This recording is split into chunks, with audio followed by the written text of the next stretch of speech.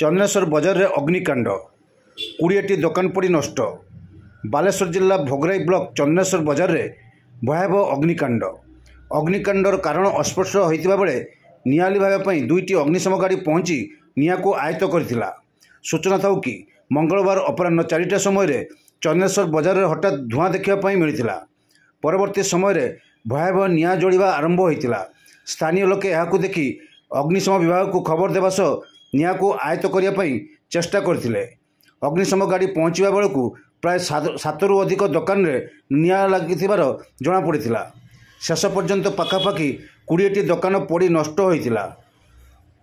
एही अग्निकांड रे लक्षाधिक टंकार क्षयक्षति होइतिबार जणा पड़िछि।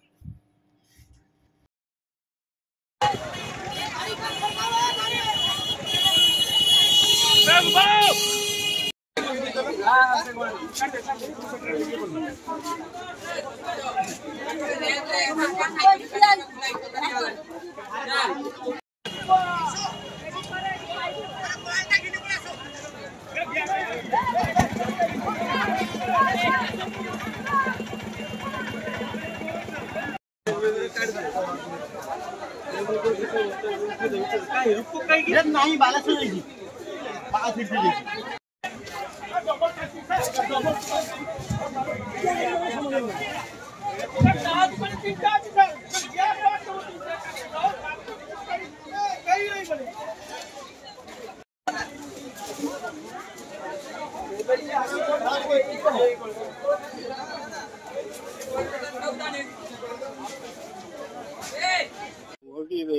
Station officer Bhograi fire station नाटा हूँ देकर ना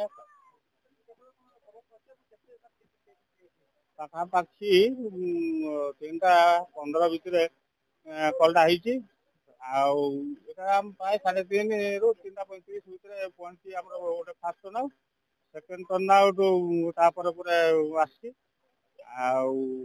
जी निया लगी प्राय लोक जनगहली जो प्रकृत में सठिक आकलन कर जनगहली कमिला आम आकलन कर अनुमानिक 15 ରୁ 20 दुकान